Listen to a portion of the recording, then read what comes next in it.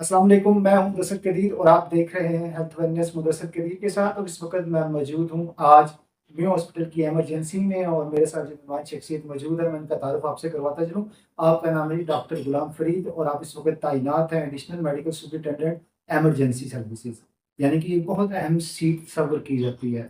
और आज हमने इनसे पूछना है कि हुकूमत पंजाब और वज़ीर आला पंजाब मोहतरमा मरीम नवाज शरीफ साहबा के अहकामात की रोशनी में ये जो इनके पास ट्रामा के मरीज़ आते हैं या हादसा की वजह से मुख्तलिफ मसाइल का शिकार मरीज़ आते हैं या कुछ दूसरे दीगर वजूहत की वजह से जो मरीज़ इनके पास आते हैं, तो इनका इलाज वो कैसे करवाते हैं यहाँ पर और उसमें क्या क्या सहूलियात जो हैं वो उनको दी जाती हैं। बहुत बहुत शुक्रिया डॉक्टर साहब कि आपने हमें वक्त दिया। हम बताइएगा कि आप इतनी अहम पोस्ट पर मौजूद हैं, तो ये मरीजों की खिदमत के हवाले से फ्रंट पोस्ट है, यानी कि जो भी कोई मरीज आएगा, चाहे वो हादसा की वजह से आए, चाहे वो ट्रामा की वजह से आए, चाहे किसी के वेंस फट जाए दिमाग की, तो उसने आना इमरजेंसी में ही है और इमरजेंसी के डॉक्टर्स ने उनको डील करना हो। तो बताइएगा क्या क्या सहूलियात दी जाए। बिस्मिल्लाहिर्रहमानिर्रहीम। ये जी जहाँ पे आप हैं ये हमारा इमरजेंसी ब्लॉक है। जी जी। यहाँ पे तकरीबन 200 प्लस बेड्स हैं। ये पाकिस्तान की सबसे बड़ी इमरजेंसी है। बिल्कुल ठीक है। ट्रॉमा सेंटर भी सबसे बड़ा है और ये राउंड द क्लॉक 24/7 काम करते हैं बिल्कुल सही। 3 शिफ्टों में। उसका इंचार्ज मुझे बनाया गया है और हम यहाँ पे तमाम किस्म की इमरजेंसीज़ सवाए गायनी की तमाम किस्म की इमरजेंसीज़ को डील करते हैं। मेजर से मेजर भी हो, डिज़ास्टर हो जाते हैं, ट्रॉमा हो जाता है, एक्सीडेंट हो जाता है बड़ा, ज़लज़ला, तूफ़ान, आग लग गई, तो उन सब को डील करने के लिए हमारे पास स्टाफ भी मौजूद है, बेड्स भी मौजूद हैं, फैसिलिटीज़ भी मौजूद हैं। बेसिक ये है कि हमारे पास 2 बेज़ हैं, एक सर्जिकल बे है जिसको हम सर्जिकल आईसीयू कहते हैं जो और हादसा की वजह से जो मरीज बिल्कुल, आएंगे, बिल्कुल, हाँ। ठीक है। और एक मेडिकल है जिसमें एमआई हो गया, स्ट्रोक हो गया, कुछ भी हो गया उसमें वो भी इमरजेंसी ही होती जी है जी। वहाँ पे। यहाँ से पेशेंट क्लियर होके फिर हम ऊपर स्टेबल करके उनका बेसिक चेकअप करके तो हम ऊपर सेकंड और थर्ड फ्लोर पे भेजते हैं। सर्जरी के मरीज़ जिसमें ऑर्थोपेडिक और जनरल सर्जरी और जबड़ा वार्ड के मरीज़ जो हैं, जबड़े के एक्सीडेंट के और हेड इंजरीज़, न्यूरो सर्जरी के, ये हमारे सेकंड फ्लोर पे जाते हैं और थर्ड फ्लोर पे मेडिसिन के चले जाते हैं पेशेंट्स। फर्स्ट फ्लोर पे हमारा थिएटर है, वो फुल्ली इक्विप्ड है, 7 बेड्स 7 टेबल्स उसमें हैं और 2 टेबल हमारे पास सेकंड फ्लोर पे एक और थिएटर है, जो न्यूरो सर्जरी के लिए सिर्फ़ मुख्तस है। उसके भी 2 टेबल हैं, वो भी राउंड द क्लॉक सर्विस दे रहे हैं। हमारे पास ये इसमें हर फ्लोर पे तकरीबन 44-45 बेड्स हैं। बेड्स की तादाद है, हाँ जी। ठीक है। उनको एलोकेट कर दिया गया हाँ है। जी, एलोकेट कर दिया गया है, कहीं मेडिसिन है, कहीं सर्जरी है, कहीं डेंगू है, कहीं वो हमने और 4th फ्लोर जो है हमारे पास स्पिल ओवर है। ठीक है। जहाँ पे हमें अगर कोई बहुत बड़ा खुदा ना खास्ता डिज़ास्टर हो जाता है, तो उसके लिए हमारे पास रिज़र्व बेड्स भी हैं या शॉर्ट स्टे के लिए जो हमारे सीओडी में पेशेंट्स आते हैं कि ड्रिप लगनी है, 2-4 घंटे का शॉर्ट स्टे है, तो उसके लिए हम 4th फ्लोर पे भी भेज देते हैं। पेशेंट यहाँ पे आता है और हमारा जो रिस्पॉन्स टाइम है 2 टू 3 मिनट्स है। वो 2 से 3 मिनट के दौरान 2 से देखो मैक्सिमम 4 मिनट्स लगा लें कभी हो जाए। तो ये बहुत अच्छा इंटरनेशनली ये एक हमारा रिस्पॉन्स टाइम है कि पेशेंट आए और उसको डॉक्टर के पास डॉक्टर अवेलेबल हो जाता है। उस वक़्त कोई ना कोई मेडिकल फैसिलिटी उसको अवेलेबल हो जाती है when he enters in the prediction of emergency. Premises of emergency. जब वो हॉल में आ गए, बाहर नहीं, बाहर से आते हुए एम्बुलेंस से निकलते हैं, उतारते हैं, स्ट्रेचर या व्हीलचेयर पे डालते हैं, लेकिन जब जब वो आ जाते हैं 2 टू 3 मिनट्स लगते हैं अगर इमरजेंसी की सूरत। अगर वो कोल्ड केस हो तो वो तो डेफिनिटली पर्ची बनवाएगा, ये वो थोड़ा-सा देर हो जाती है, उसके लिए कोई मसला नहीं होता। लेकिन जो डेयर इमरजेंसी होती है जैसे कोई एक्सीडेंट हो गया, रोड ट्रैफिक हो गया या एमआई हो गया, हम सीधा वो बेड पे जाता है। बाकी उसके लॉयर जो अटेंडेंट्स होते हैं वो पर्ची-वर्ची बनाते हैं। इन द मीन टाइम उसकी ट्रीटमेंट शुरू हो चुकी होती है। तो ये हम दे रहे हैं और government of Punjab free of cost तमाम मेडिसिन प्रोवाइड कर रही है। Ambulance services. बिल्कुल, इमरजेंसी सर्विसेज में तमाम मेडिसिन फ्री है। वो हमें एक लिस्ट है, उसके मुताबिक हमारी उस फार्मूले के तहत 100% मेडिसिन हमारी फ्री है। और दूसरा ये कि जहाँ पे तकरीबन 1-2 छोड़ के बाकी तमाम टेस्ट होते हैं और वो सारे टेस्ट जो हैं वो फ्री हैं और राउंड द क्लॉक होते हैं और बहुत अच्छे रिजल्ट्स के साथ, ठीक हो गया। लेटेस्ट मशीनरी के साथ। और हमारा बड़ा क्वालिफाइड स्टाफ है यहाँ पे।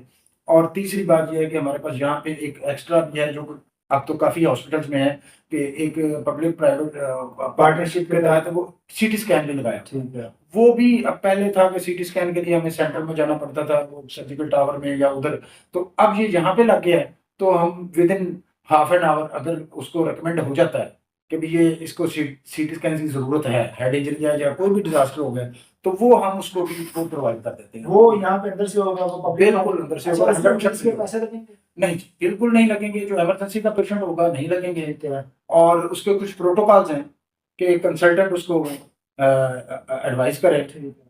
एक एसआर कंसल्टेंट उसको एडवाइस करे और उसको साइन करे, स्टैम्प करे, फिर डीएमएस उसको सेकंड करे, ठीक। तो फिर वो प्रॉपर उसका परफॉर्मा फिल हो, हिस्ट्री हो, तो वो हो जाता है। नहीं सर, इसमें ये देखना है, जब एक स्ट्रोक का पेशेंट आता है जी। तो उसके पास तो वक्त ही नहीं होता। अब इतना वक्त जाया होगा, मतलब एक प्रोटोकॉल लिख देगा आपने, कंसल्टेंट करेगा, डीएमएस करेगा, तो वो तो एक मुसीबत पड़ेगी उसे। नहीं जी, नहीं, उसमें कंसल्टेंट हर मिनट मरीज के साथ प्रॉब्लम।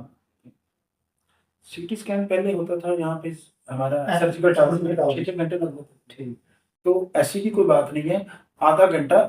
अब ये है कि राउंड द क्लॉक डीएमएस है, ओके। कोई एक लम्हा भी नहीं है कि तीनों शिफ्टों में तीनों शिफ्टों में दो डीएमएस है हर वक्त। ठीक। एक अगर वॉशरूम जाता है तो दूसरा वजन बैठा हुआ। ठीक है। कंसल्टेंट हमारे पास पीजीज एचओस के अलावा कंसल्टेंट जो है एसआर लेवल के वो हर वक्त मौजूद हैं, और associate professor, assistant professor, professor on call होते हैं। ऑन कॉल होते हैं, उन्होंने अपने कॉल पे आना। अच्छा, एक आ गया मरीज, जब आपने इनको शिफ्ट कर दिया सेकंड थर्ड फोर्थ फ्लोर के ऊपर, अब उसने जब वार्ड में शिफ्ट हो रहा है तो वहां से फिर इमरजेंसी सर्विसेज का रास्ता टूट जाता है। अब वो जब उसको वार्ड में आप शिफ्ट करते हैं तो उसको रिया दे के शिफ्ट करते हैं कि वहीं पे जाके अब उसने वहीं पे लेनी है रिया? 24 आवर्स का स्टे हमारा यहाँ पे होता है। ठीक है। मैक्सिमम। मैक्सिमम। उसमें वो जो कंसर्न वार्ड है, रोटेशन वाइज हर वार्ड अपना 24 आवर की यहाँ पे ड्यूटी देती है। नीचे हमारे पास अपनी एक फैसिलिटी है इमरजेंसी मेडिसिन की, वो करते हैं, उसको स्टेबल करके ऊपर सेकंड फ्लोर पे या थर्ड फ्लोर पे भेज देते हैं अकॉर्डिंगली। अगर सर्जरी का पेशेंट है, ऑर्थो का पेशेंट है, वो सेकंड फ्लोर पे जाएगा, मैक्सिलोफेशियल का, न्यूरो सर्जरी का वो सेकंड फ्लोर पे जाएगा, और अगर मेडिसिन का है वो थर्ड फ्लोर पे जाएगा। वहां पे मौजूद है डॉक्टर, एसआर मौजूद है। एसआर मींस कंसल्टेंट है, सीनियर रजिस्ट्रार हो गया। सीनियर रजिस्ट्रार, वो कंसल्टेंट मौजूद है। अगर उसको जरूरत पड़ेगी तो वो ऑन कॉल अपने वार्ड के असिस्टेंट प्रोफेसर को या प्रोफेसर को कॉल कर देगा और उनसे हदायत ले लेगा, या उनको ऑन कॉल कर लेगा, बुला लेगा। ये according to the severity of the case है। ठीक है। मोस्ट प्रोबेबली वो कर लेते हैं उसको।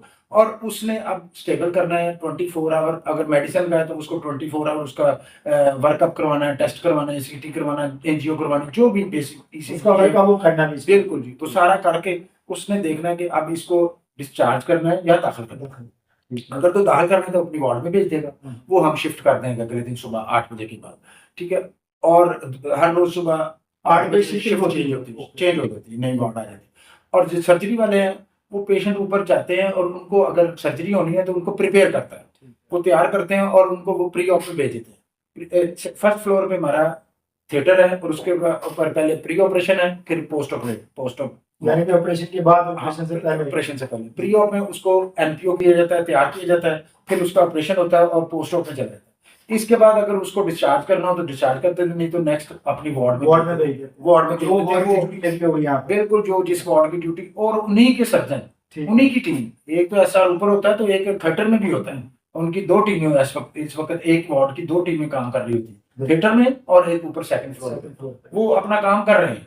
जब वो तैयार होकर पेशेंट आता है उसको लिस्ट में लेके आते हैं, उसको करते हैं, और अगर उसको डेफिनेटली मोस्ट प्रोबेबली अगर जिसकी मेजर सर्जरी होती है उसको उसी दिन तो डिस्चार्ज नहीं करना, वो तो एक दिन रहेगा, 2-4 दिन बाद, ज्यादा दिन भी रह सकता है, तो उसको वार्ड शिफ्ट कर देते हैं। वहां पे उसको फिर ट्रीट करके उसको बकायदा स्टेबल करके टेबल पे लगा के वो भेज देते हैं। अच्छा डॉक्टर साहब, आपने बड़ी तफसील से बता दिया तीनों चार चीज़ों का, लेकिन चीज़ आपने नहीं बताई, आईसीयू में वेंटिलेटर होते हैं इस वक्त इमरजेंसी में कितने वेंटिलेटर? जी तो बड़ी ऐसी जरूरत होती है जी।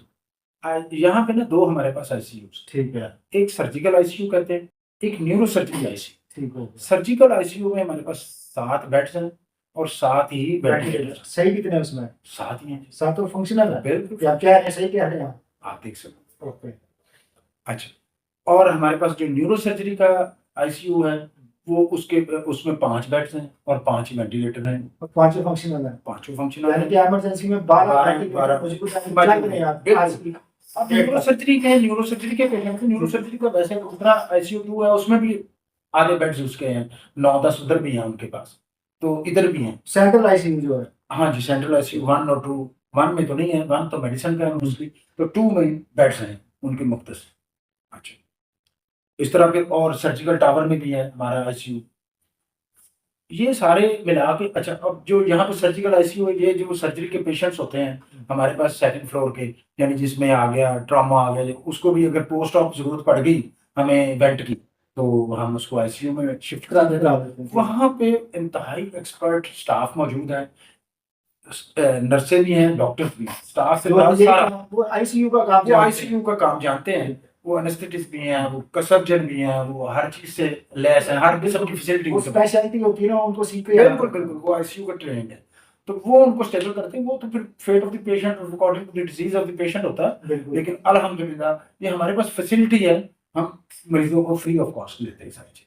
कभी कभार कोताही हो जाती है, उस कोताही की जिम्मेदारी का तयन कैसे किया जाता है? क्योंकि इसी जगह पे यहाँ माशाल्लाह खिदमत के 25 साल हो गए, तो कोताहियाँ कई सामने आती हैं। देखो कोताही जो अब ऑन माई भी हाफ है, तो मैं तो हाजिर नहीं ऑन बात ठीक हो जाती है, ये नहीं कि हर सिस्टम अच्छा हो, इस सिस्टम में कई कोताहियाँ निकल आती हैं, लड़ाई शुरू हो जाती है बाहर, मरीज का नुकसान हो जाता है, कई मसाइल हो जाते हैं। ऐसी कोई बात नहीं, हमारे पास बहुत अच्छा स्टाफ है, सिक्योरिटी का, सफाई का, जेनिटोरियल का, round the clock, her ward her unit में लड़ाई झगड़ा देखें, CCTV कैमरास लगे, बिल्कुल सर्वेलेंस हो रही है, हर चीज की वो एप्लीकेशन, जो भी एप्लीकेंट होगा वो एप्लीकेशन देगा टू MS, मैं उसको फॉरवर्ड करूंगा, वहां पे कमेटी बन जाएगी, वो जो काम उसकी नेग्लिजेंस होगी वो सामने आ जाएगी, जिसकी गलती होगी सामने आ जाएगी। वो इतना शाजो नाजर को होता है, बंदा सेंटिमेंटल हो जाता है, किसी का पेशेंट एक्सपायर हो गया या कोई, तो वो जज्बाती हो जाते हैं, तो वो ऐसी कोई बात नहीं है। क्या डॉक्टर की तरफ से कोई नेग्लिजेंस हुई है ऐसी? अल्हम्दुलिल्लाह अभी तक मेरी तजर्बे में तो नहीं आया कि डॉक्टर की नेग्लिजेंस का कोई केस नहीं आया यहाँ पे कि जी हम कोर्ट में जाना पड़ गया और नेग्लिजेंस की वजह से ये वो, ऐसा नहीं।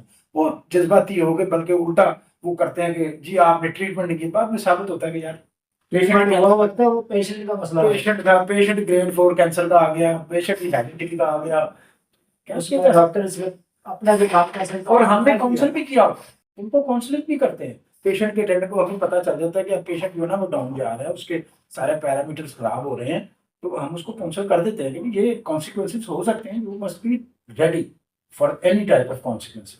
डॉक्टर साहब, आप जो नाज़रीन आपको देख रहे हैं, जिन तक आपका पैगाम पहुंचेगा, उन्हें अगाई के हवाले से आप क्या पैगाम देना चाहते हैं? मैं जी, अब जैसे सर्विस के आखिरी दिनों में यही है कि आपको कोई मेडिकल प्रॉब्लम होती है ना, तो रश टू द हॉस्पिटल, सरकारी जाएं, अकॉर्डिंग टू योर फैसिलिटी। लेकिन अगर हमारे पास सरकारी फैसिलिटी उतनी है अल्हम्दुलिल्लाह, लेकिन CT स्कैन लेवल पे हम यहाँ पे फ्री ऑफ कॉस्ट कर रहे हैं, तो नीचे वाली चीज़ें ECG टेस्ट, मेडिसिन, आप एवरीथिंग अवेलेबल, तो वो आप बेहतर है। इसमें थोड़ी सी चूंकि बहुत बड़ा हॉस्पिटल है, बहुत ज़्यादा रश होता है, यहाँ पे फुटफॉल तकरीबन 3000 प्लस पेशेंट्स होते हैं राउंड द क्लॉक इमरजेंसी में, और उसके साथ अटेंडेंट्स भी होते हैं। फुटफॉल आप देख लें कि 20,000 के करीब हमारा इमरजेंसी में फुटफॉल है। डेफिनेटली कुछ मसाइल भी आते हैं, सफाई के मसाइल भी आ जाते हैं, good, even that we are managing it, और सक्सेसफुली आप आए, थोड़ा सा आपको लाइन में लगना पड़ेगा, आपको तहम्मुल से काम करना पड़ेगा, लेकिन जो लाखों का काम है वो हम वहाँ फ्री हो जाएगा। हमें गवर्नमेंट ऑफ पंजाब ने हर किस्म की सहूलत दी हुई है, और पब्लिक के लिए दी, और पब्लिक की खिदमत के लिए हमें मामूल किया गया। तो आप सरकार के, चूंकि आप टैक्स देते हैं, तो आप सरकार की फैसिलिटी से फायदा उठाएं, और अल्लाह ताला सेहत दे मरीजों को, तो आप उसको इस्तेमाल करें। यही है कि आप खुद आएं, और इधर उधर जाएंगे टाइम जाया होगा, फिर वो चौथे दिन आ जाते हैं पेशेंट को, पेशेंट ज्यादा खराब हो जाता है, फिर उसको कहते हैं जी लें, वो डेफिनेटली वो टर्मिनल स्टेज पे होता है, तो फिर एतराज आ जाता है जी डॉक्टरों ने ये किया, डॉक्टरों ने नहीं किया। अब एक्सीडेंट फैटल हो गया है रोड पे, तो उसमें उसके बचने का चांस पहले ही पता होता है कि कितनी कौन सी आर्टरी, कितना ब्लड लॉस हो गया है, कितना कहाँ डैमेज हो गया है, हेड इंजरी हो गई है, क्या क्या कितने फ्रैक्चर हो गए हैं, तो वो उसमें एक फ्रैक्चर में बहुत ज्यादा खून इंटरनली, अगर बाहर से ना भी उसका ओपन मूव हो, तो फिर भी बड़ा ब्लीडिंग हो जाती है। तो इसलिए वो उसमें कैसे वो विथस्टैंड करता है, फिर हमारे पास यहाँ पे ब्लड बैंक भी है, ब्लड बैंक भी राउंड द क्लॉक है, फार्मेसी भी राउंड द क्लॉक है, थिएटर में फार्मेसी भी है जो सर्जिकल सामान के लिए फ्री है। सारा सर्जिकल सामान सर्जरी का वो भी फ्री है। मेडिसिन जो इंजेक्टेबल होती हैं वो फ्री होती हैं। जब हम डिस्चार्ज करते हैं तो वो उसके लिए हम आउटडोर की मेडिसिन लिखते थे। वो हमारे ओरल मेडिसिन होते हैं जो गोलियां कैप्सूल वगैरह वो हमारे आउटडोर से मिलती है। जहाँ से डिस्चार्ज करते हैं तो वो आउटडोर से फिर लेकर चलते हैं। डॉक्टर गुलाम फरीद, आपका बहुत बहुत शुक्रिया कि आपने बड़ी मुफस्सल हमारे साथ गुफ्तगू की और बड़ा मुफस्सल पैगाम दे दिया। और इसी के साथ ही मुझे मुदस्सिर कदीर को हेल्थ वेलनेस के इस एपिसोड से दीजिए इजाज़त।